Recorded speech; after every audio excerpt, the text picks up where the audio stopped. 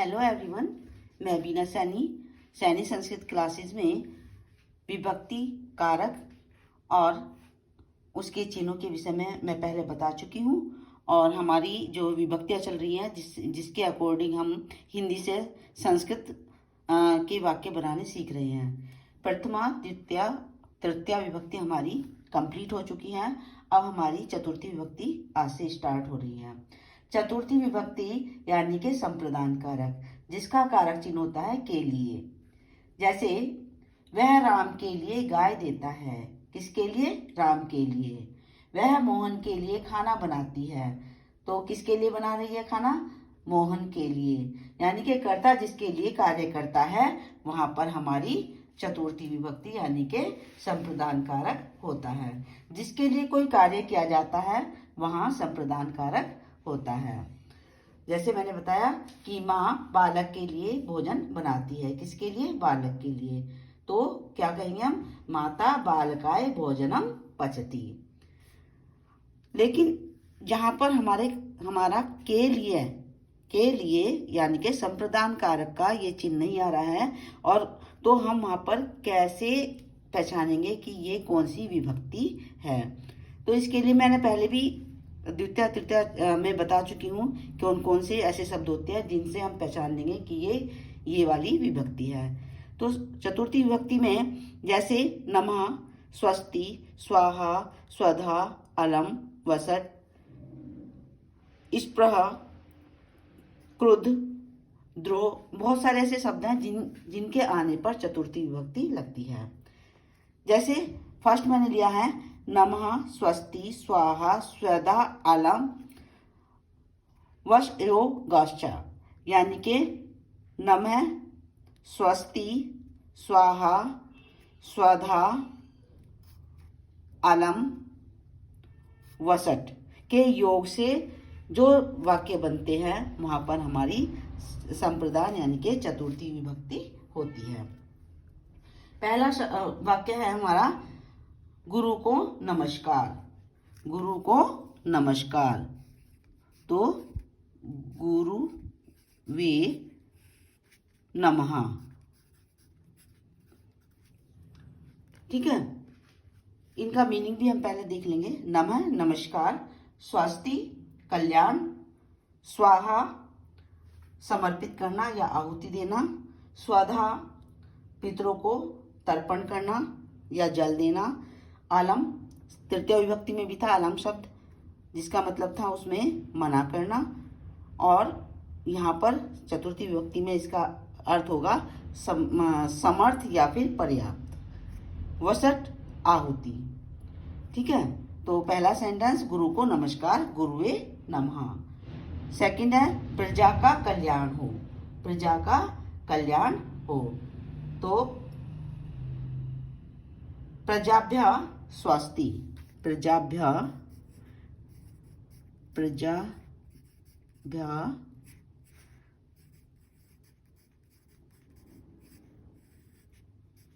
स्वस्ति। स्वाहा। स्वाहा अग्नि, स्वाहा या फिर अग्नि को आहुति। तो अग्नय स्वाहा। अग्नय स्वाहा। नेक्स्ट है स्वधा। स्वधा पितरों को जल अर्पण करना या फिर तर्पण करना। तो पितृभ्य स्वधा। पितृभ्य स्वधा।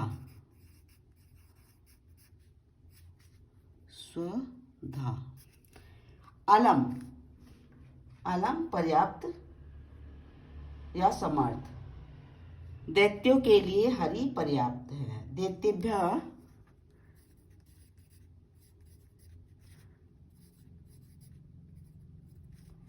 दैत्यभ्य हरि अलम।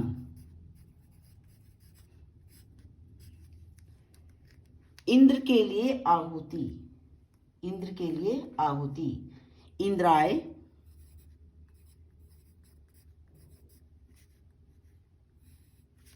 वशट, वसट। नेक्स्ट है हमारा स्प्रहरी इप्सितः, यानी कि स्प्रह। स्प्रह का मतलब है चाहना, किसी चीज को चाहना। जिस वस्तु को हम चाहते हैं उसमें हमारी चतुर्थी विभक्ति लगती है। जैसे तुम पुष्प की इच्छा करते हो, तुम पुष्प की इच्छा करते हो, तुम त्वम। पुष्पेभ्यः, बहुत सारे पुष्प हो गए ना, पुष्पेभ्यः स्पृहति, स्पृहसि, मध्यम पुरुष का एक वचन। ठीक है। स्त्री आभूषणों को चाहती है, स्त्री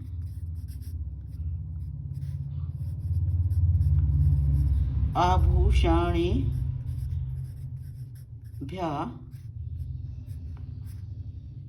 स्पृहति।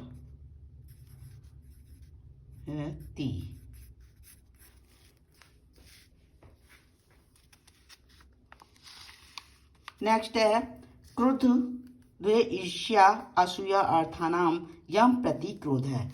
जिसके प्रति क्रोध, कोप, ध्रुव, ईर्ष्या, असूया कही जाती है, वहां पर हमारी चतुर्थी विभक्ति आती है।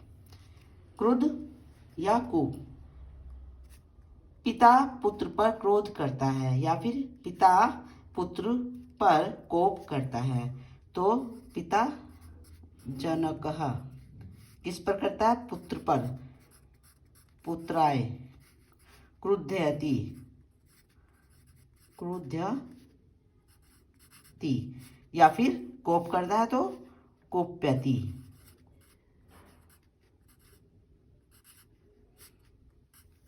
कोप्यति। शिक्षक छात्र पर गुस्सा करता है, शिक्षकः। छात्र पर, छात्राय। क्रुध्यति, कोप करता है तो कुप्यति। फिर नेक्स्ट है ध्रुव।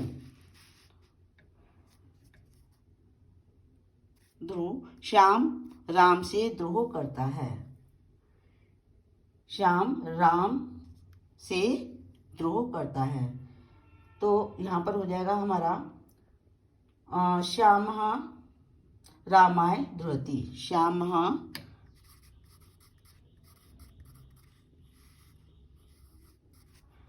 रामाय द्रोहयति। वह मुझसे द्रोह करता है, वह मुझसे द्रोह करता है, तो वह सह मुझसे, मह्यम, मह्यम,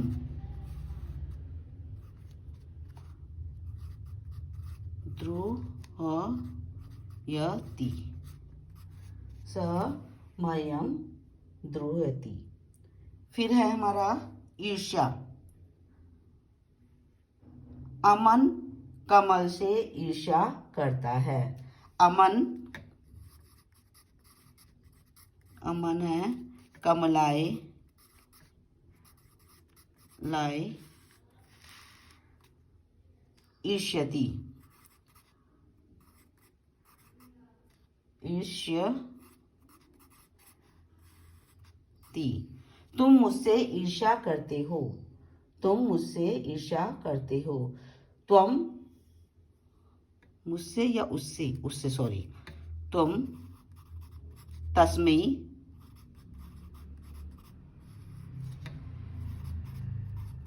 ईर्ष्यसि,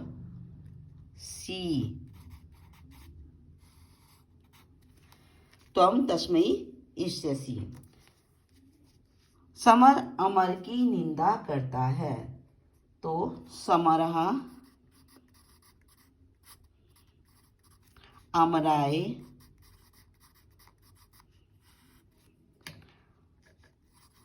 असूयती।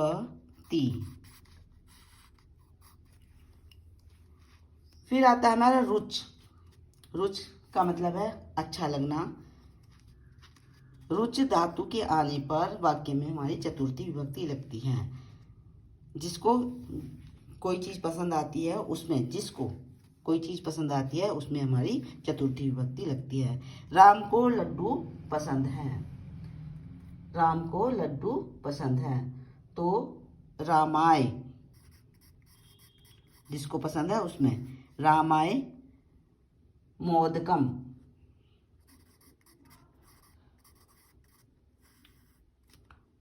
रोचते। कहाँ पर है ये? ठीक है, राम को लड्डू पसंद है। जिसको जो चीज पसंद आती है उसके अंदर ही, उसमें ही हमारी चतुर्थी विभक्ति लगती है। रामाय, राम को पसंद है तो रामाय मोदकम रोचते। मुझे संस्कृत अच्छी लगती है तो इसमें हमारी लगेगी चतुर्थी विभक्ति। मह्यम संस्कृतम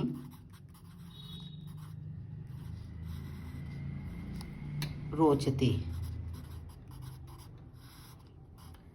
मह्यम संस्कृतम रोचते। फिर आता है सोहन रमेश को 100 रुपये का ऋण देता है। इसका सूत्र है धारेरुत्तमर्णः। धारेरुत्तमर्णः यानी कि जो धारक होता है, धारक कौन होता है, मतलब उत्तमर्ण होता है कर्ज देने वाला, कर्ज देने वाला। और जो धारण करता है, जो धारण करता है कर्ज को, उसमें हमारी चतुर्थी विभक्ति लगती है। कौन देता है? सोहन। तो सोहन रमेशाय शतम धारयति।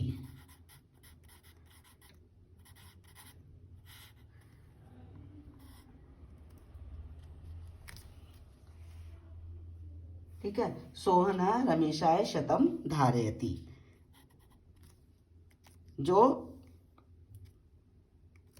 धारण करता है ऋण को, उसमें हमारी चतुर्थी विभक्ति आती है। तो ये हमारे कुछ सेंटेंसेस हैं जिनके आने पर चतुर्थी विभक्ति लगती है।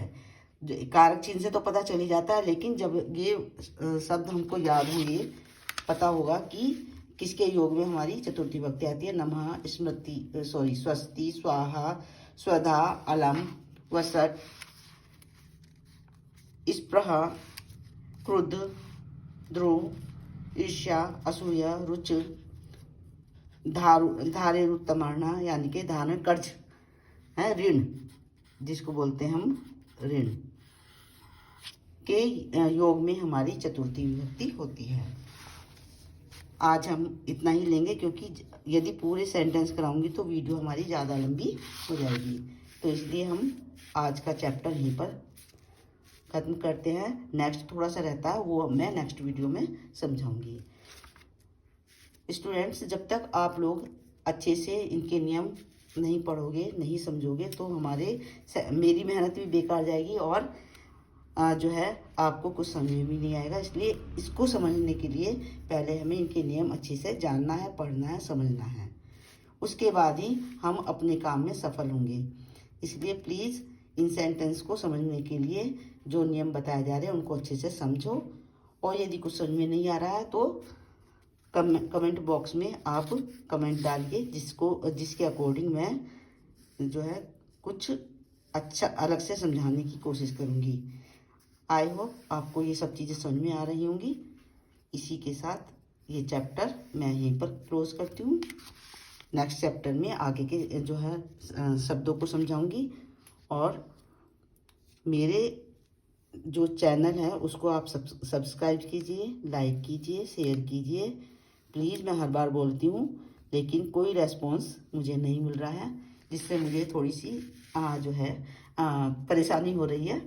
तो प्लीज़ मेरे चैनल को सब्सक्राइब कीजिए, लाइक कीजिए, शेयर कीजिए। Thank you.